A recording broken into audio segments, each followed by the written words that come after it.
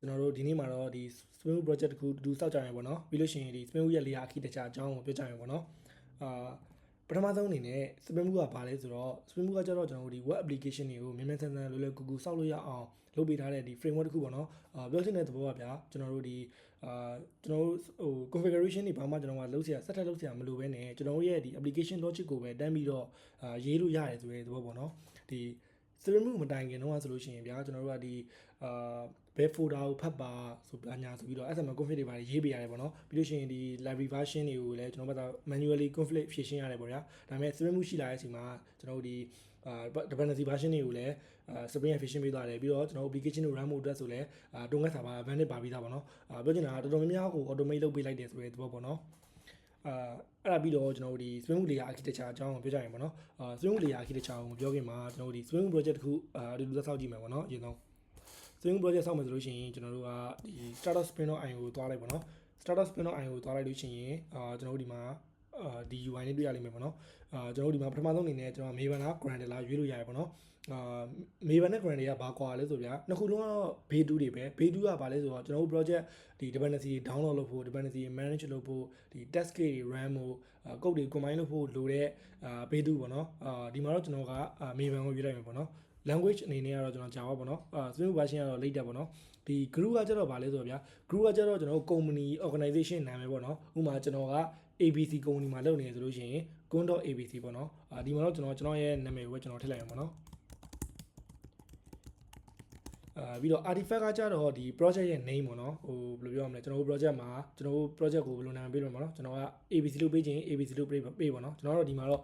demo ဆိုပြီးတော့ပဲပေးလိုက်ရင်ပေါ့နော်အောက်ကောင်ကတော့ package name ပေါ့နော် package name ကတော့ကျွန်တော်ကဒီကျွန်တော်ရဲ့ asset ကျွန်တော်ရဲ့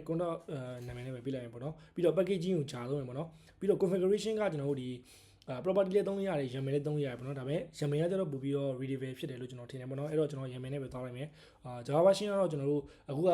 code တွေလည်းသိပ်မရေးသေးဘူးပေါ့နော်ဒီအဲ့တော့ကျွန်တော်21ကိုပဲသုံးလိုက်မယ်ပြီးတော့Spring Project ဆောက်မယ်ဆိုလို့ရှိရင်ကျွန်တော်တို့လိုတာကဒီ Spring Web ဆိုတဲ့ dependency လိုတယ်ပေါ့နော်ဒီ Spring Web dependency ကဘာလုပ်ပေးရလဲဆိုတော့ဒီ web request တွေကို handle လုပ်ဖို့အတွက်ကျွန်တော် Spring MVC ပါပြီးသားပေါ့နော်ပြီးတော့ကျတော့ဒီကျွန်တော် application run ဖို့အတွက်လည်းတွန်ကတ်စာပါ ban နဲ့ပါပြီးသားပေါ့နော်နောက်တစ်ချက်ကဘာပါလဲဆိုတော့ဗျာကျွန်တော်တို့ဒီ Jackson ပါတယ်ပေါ့နော် Jackson ကကျတော့ဘာလဲဆိုတော့ဒီ Java object တွေကိုJSON object ပြောင်းတာ JSON object တွေကို Java object ပြောင်းတာတွေကိုသူ automatically လုပ်ပေးရဆိုတဲ့သဘောပေါ့နော်အဲ့လိုဒီဒါဆိုရင်တော့ကျွန်တော်တို့ Spring project တခုစောက်လို့ရပြီပေါ့နော်အဲ့ဒါဆိုကျွန်တော်ကဒီမှာ generate ဆိုပြီးနေနိုင်ပေါ့နော်ပြီးလို့ရှိရင်ကျွန်တော်တို့ project ကိုဖွင့်လိုက်ရင်ဒီပုံစံတိုင်းလေးရသွားလိမ့်မယ်ပေါ့နော်ဒီပုံစံတိုင်းတွေ့ရလိမ့်မယ်ပေါ့နော်အဲ့တော့ကျွန်တော်တို့ project ဒီ project မှာမစခင်မှာ layer architecture အကြောင်းလေးနဲ့ပြောရင်ပေါ့နော်ပထမဆုံးအနေနဲ့ဗျာ request တွေကိုကျွန်တော်တို့က controller မှာ handle လုပ်မယ်ပေါ့နော်ဒီ request တွေကို controller မှာ handle လုပ်မယ်ဒီ business နဲ့ဆိုင်တဲ့ logics တွေကိုကျွန်တော်က service ထဲမှာရေးမယ်ဒီ database နဲ့ဆိုင်တဲ့database operation တွေကိုကျွန်တော် repository ထဲမှာရေးတင်နေဆိုတဲ့သဘောပေါ့နော်ပြောချင်တာကဗျာဒီ controller ကကျွန်တော်ရဲ့ entry point ဆိုပြီးသတ်မှတ်လိုက်လို့ရတယ်ပေါ့နော် request တစ်ခုလာလို့ရှိရင် controller ကိုရောက်မယ်အဲ့ဒီ controller ကနေမှတစ်စင် service ကိုကျွန်တော်ကခေါ်တင်တယ်ပေါ့နော် service ကနေမှတစ်စင် repository ကိုခေါ်တင်တယ်ပေါ့နော်ပြောချင်တာကဗျာmodern Spring Boot application တော်တော်များများကဒီလို layer အတိုင်းပဲအလုပ်လုပ်တယ်ပေါ့နော်အဲ့တော့ဒီ DDO တွေ domain တွေခဏထားလိုက်အောင်ပေါ့နော်ကျွန်တော်ဒီ layer 3ခုကိုကျွန်တော်အရင်ဆုံးစောင့်ကြည့်လိုက်အောင်ပေါ့နော်ပထမဆုံးအနေနဲ့ကျွန်တော် controller စောင့်လိုက်အောင်ပေါ့နော်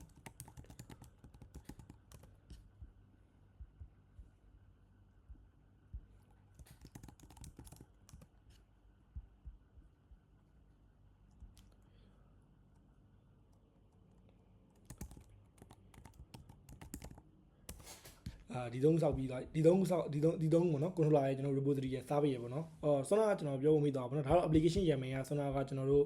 ဒီဘက်မှာရွေးလိုက်တဲ့ YAML ပေါ့နော်ဒီမှာတော့ကျွန်တော်တို့ရဲ့ project ဟိုဗာလဲ project name ဒါကတော့ကျွန်တော်တို့ရဲ့ဟိုပါပေါ့နော်ဆွမ်းနာကကျွန်တော်ပေးလိုက်တဲ့ package name ပေါ့နော်ဒီဘုံတော့ assignment ကတော့ကျွန်တော်တို့ dependency manage လုပ်တာတွေဗာတွေပေါ့နော်ဒီပုံမှာကတော့ဆွမ်းနာကကျွန်တော်တို့ပေးလိုက်တဲ့ကျွန်တော်တို့ရဲ့ group ID ကကျွန်တော်တို့ရဲ့ဟိုပါပေါ့နော်ဒီ project organization name ပေါ့နော်ကျွန်တော်ရဲ့နာမည်ဝယ်ပေးထားပါပေါ့နော်အဲ့တော့ဒီမှာ controller ရဲ့ repository ရဲ့ service ရဲ့ဆိုပြီးတော့သုံးမှုရှိတယ်ပေါ့နော်ဆွမ်းနာကကျွန်တော်ပြောတဲ့အတိုင်းပဲ request လာလို့ရှိရင်ကျွန်တော်က controller ကိုလာမယ်အဲ့ဒီ controller ကနေမှတစ်ဆင့်ကျွန်တော်က service ကိုခေါ်တင်တယ် service ကနေမှတစ်ဆင့် repository ကိုခေါ်တင်တယ်ပေါ့နော်အဲ့တော့ကျွန်တော်ဒီမှာ sample လေးတွေနဲ့ရေးလိုက်ပေါ့နော်ဆွမ်းနာ repository ကိုခေါ်တင်တယ်controller ကနေမှတစ်ဆင့် service ကိုခေါ်တင်တယ် service ကနေမှတစ်ဆင့် repository ကိုခေါ်တင်တယ်ပေါ့နော်အဲ့တော့ကျွန်တော်က controller မှာ method တစ်ခုရေးလိုက်ရင်ပေါ့နော်user controller ဆိုပြီးတော့ user controller ဆိုပြီးကျွန်တော် method တစ်ခုရေးလိုက်ဟို class တစ်ခုရေးလိုက်မယ်နောက်တော့ repository မှာလည်းကျွန်တော် user repository ဆိုပြီး class တစ်ခုစောက်လိုက်မှာပေါ့နော်ဒီ service မှာလည်းကျွန်တော်စောက်လိုက်ရင်ပေါ့နော် user service ဆိုပြီးတော့အဲ့မှာဒီ repository ထဲမှာကျွန်တော် method တစ်ခုရေးလိုက်ရင်ပေါ့နော်အဲ့ဒါဘာလဲဆိုတော့ကျွန်တော်ဒီ get user ဆိုတဲ့ method တစ်ခုကျွန်တော်ရေးလိုက်ရင်ပေါ့နော်တန်းဆိုပြီးကျွန်တော်ကဒီမှာမောင်ဆိုပြီးတော့တန်းပြန်ပြလိုက်ပေါ့နော်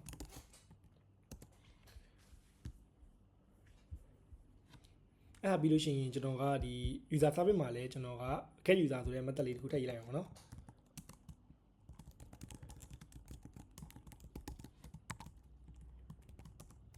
ဒီမှာလည်း return တစ်ခုပြန်အောင်ပေါ့နော်ပြီးတော့ကျွန်တော် controller မှာလည်းget user ဆိုတဲ့ method လေးတစ်ခုထည့်ရေးလိုက်အောင်ပေါ့နော်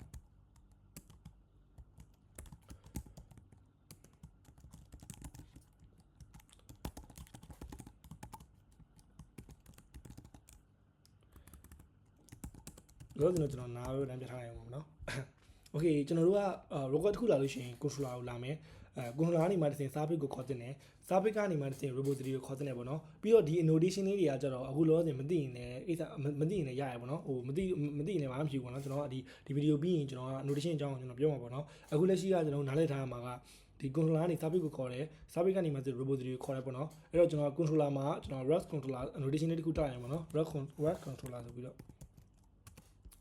ပြီးတော့ဒီ repository မှာလည်းကျွန်တော်ကဒီမှာ repository notation လေးတက်ရအောင်ပေါ့နော်ဒီ notation လေးအကြောင်းကိုတော့ကျွန်တော်ဟိုနောက် video ကြာရင်ကျွန်တော်ပြောမှာပေါ့နော်အခုကတော့မသိလည်းကိစ္စမရှိဘူးပေါ့နော်အဓိကကျွန်တော်တို့ကဒီ layer အကြောင်းပဲပြောဖို့ပေါ့နော်အဲ့ဆိုတော့ဗျာကျွန်တော်ကဒီမှာ user repository ထဲမှာအခက်အခဲရှိရပါတော့တကယ်တမ်းတော့ဒီနားမှာက database operation တွေ DB operation တွေလုပ်မှာပေါ့နော်OPတကယ်တော့ဒီ user repository မှာကျွန်တော် DB operation တွေလုပ်မှာပေါ့နော်အဲ့ဒါဥမာကျွန်တော်က DB operation တွေလုပ်ပြီးတော့ကျွန်တော်မောင် return ပြန်တယ်ပေါ့နော်မောင် return ပြန်တာဥမာ user service ကနေပြီးတော့အဲ့ဒီမောင်ကိုလှမ်းပြီးတော့ခေါ်မှာပေါ့နော်အဲ့တော့ကျွန်တော်ကဒီမှာအဲ့ဒီ user repository ဆိုတဲ့ကောင်လေးကိုကျွန်တော်ဒီမှာထည့်လိုက်မှာပေါ့နော်ပြီးတော့ကျွန်တော် auto wire လုပ်လိုက်မှာပေါ့နော်ပြီးတော့ဒီ dependency injection တွေအကြောင်းကလည်းနားမလည်လည်းကိစ္စမရှိဘူးပေါ့နော်ဒီ video မှာကျွန်တော်တို့က layer key တခြားအကြောင်းကိုပြောမှာပေါ့နော်ကျွန်တော်ကဒီမှာ user repository get user ဆိုပြီးတော့ပြန်ပြလိုက်ရမှာနော်ပြီးတော့user controller မှာလည်းဒီမှာ service ကနေမှတစ်ဆင့် repository ကိုခေါ်တင်နေဆိုတော့ကျွန်တော်က repository ကိုဒီ service ထဲမှာထည့်ပြီးတော့service ထဲမှာ insert လာလုပ်ပြီးတော့ဒီ service ကနေမှတစ်ဆင့် repository ကိုလမ်းခေါ်ထားတာပေါ့နော်အဲ့တော့ဒီတော့က controller ကနေဒီ service ကိုပြန်ခေါ်မှာပေါ့နော်အဲ့တော့ကျွန်တော်ကဒီမှာလည်းuser service ပေါ့နော်အဲ့တော့ကျွန်တော်ကဒီမှာresponse entity.okay ဆိုပြီးတော့ user service.get user ဆိုပြီးကျွန်တော်ပြန်မိလိုက်ရမှာเนาะ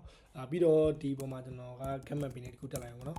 ကျွန်တော် route ဘယ် route ကိုလာမှာလဲဆိုပြီးတော့ကျွန်တော်ဒီမှာ solution လေး get user လို့ပဲပေးလိုက်ရမှာเนาะအဲ့တော့ဒီမှာဆိုလို့ရှိရင်ကျွန်တော်တို့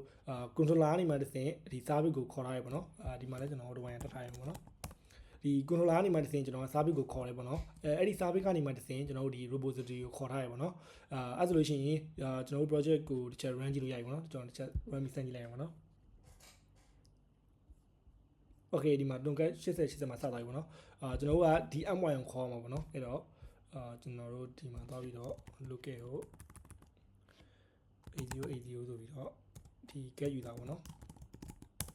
အဲ့ဆိုကျွန်တော်ကဒီမှာမောင်ဆိုတာလေးပြန်ပြီးတော့ရတယ်ပေါ့နော်ကျွန်တော်တို့ဟိုသိရမှာက controller ကနေပြီးတော့ကျွန်တော်က service ကိုခေါ်တင်တယ် service ကနေမှတစ်ဆင့် repository ကိုခေါ်တင်တယ်ပေါ့နော်ကျွန်တော်တို့အဲ့ဒါပြီးတော့ဒီ domain နဲ့ DDO ဆိုပြီးတော့နှစ်ခုရှိတယ်ပေါ့နော်အဲ့ဒီနှစ်ခုကကြတော့အပေါ်ရန်ကြည့်လိုက်ရင်တော့တူတူပဲပေါ့နော်ဒါပေမဲ့ domain ကကြတော့ကျွန်တော်တို့ကဒီ database အတွက် design ဆွဲတာပေါ့နော်ဒီ DDO ကကြတော့ client အတွက် design ဆွဲတာပေါ့နော်ဘာလို့နှစ်ခု꿰သုံးတာလဲဆိုလို့ပြောရမယ်ဆိုလို့ရှိရင်ပထမဆုံးချက်ကတော့ security ကြောင့်ပေါ့နော်ကျွန်တော်တို့ဗျာဒီ user ဆိုတဲ့ user domain class ထဲမှာဆိုလို့ရှိရင်ကျွန်တော်တို့ကဒီ ID name တွေ email တွေ password ဆိုတဲ့ fee ပါတယ်ပေါ့နော်အဲ password ဆိုတဲ့ fee ကိုဒါကျွန်တော်တို့ကဒီ front end ကိုပေးလိုက်မယ်ဆိုလို့ရှိရင်ကျွန်တော်တို့ app ကsecurity leak ဖြစ်သွားမှာပေါ့နော်အဲ့လိုမျိုးတွေမဖြစ်အောင်လို့ကျွန်တော်တို့ကဒီ DD ကိုပေးတဲ့ data ကိုပြန်ပေးမယ်ဆိုပြီးတော့ပေးတဲ့ user တောင်းတဲ့ data ကိုပြန်ပေးမှာပေါ့နော်အဲအကြောင်း DD ကို class နဲ့တုံးတယ်နောက်တစ်ချက်ကကြတော့ဒီ DD ကိုကျွန်တော်က data ကို reshape လုပ်ရှင်လို့ပေါ့နော်ဘယ်လိုမျိုးပြောရလဲဆိုတော့ဗျာဆိုတော့ကျွန်တော် user entity class ထဲကနေ user DDO class ထဲမှာ name နဲ့ email နဲ့ထည့်ပေးလိုက်ပြီဒါပေမဲ့ user ဘက်ကနေပြီးတော့ကျွန်တော်ဟို user ဘက်ကနေပြီးတော့သူကသူ order ဘယ်လောက်ဝယ်ထားပါလဲပေါ့နော် သူဒီအချိန်အထိသူ order count ဘယ်နှခုရှိလဲဆိုတာသိချင်တယ်ဆိုလို့ရှိရင်ကျွန်တော်တို့ကဒီ order table ကနေပဲဖြစ်ဖြစ်တခြား table တစ်လုံးထဲကနေပြီးတော့အဲ့ဒီ count ကိုသွားဆွဲမယ်သွားဆွဲပြီးတော့ဒီ video ထဲမှာထည့်ပေးလိုက်ခြင်းအပြင်bucket မှာတော့ database နှစ်ကြောင်းဆွဲပြီးတော့ဒီ video ထဲမှာ user name တွေ email တွေသူ count ဘယ်လောက်ရှိထားပါလဲဆိုတာကိုအဲ့လိုမျိုး data reshape လုပ်ပြီးတော့ပြန်ပေးခြင်းတဲ့အခါတွေမှာကျွန်တော်တို့ကသုံးတယ်ပေါ့နော်ဒါပေမဲ့ပြန်ပေးခြင်းလို့သုံးတာပေါ့နော်ဒီနေ့ဗီဒီယိုကတော့ဒီလောက်ပဲပေါ့နော်ကျွန်တော်နောက်နေ့ဗီဒီယိုကစပြီးတော့ကျွန်တော်တို့ဒီSpring ရဲ့ notation အကြောင်းတွေ Spring ရဲ့ bin အကြောင်းတွေတောင်းမယ်ပေါ့နော်ပထမဆုံးအနေနဲ့ကျွန်တော်Spring ရဲ့ notation တွေအကြောင်းတွေကို detail ရှင်းပြသွားမယ်ပေါ့နော်ဒီလို REST controller ဆိုတာဘာလဲလို့ service တွေ repository တွေကျွန်တော် component တွေအဲ့လိုမျိုး notation တွေကဘယ်လိုလုပ်တာလဲဆိုတာဘာလဲဆိုတာကိုကျွန်တော် detail ရှင်းပြသွားမယ်ပေါ့နော်အဆုံးထိကြည့်ပြီးရတဲ့အတွက်ကျေးဇူးတင်ပါတယ်အဲဆိုကျွန်တော်နောက်ဗီဒီယိုကြရင်ပြန်တွေ့ပါမယ်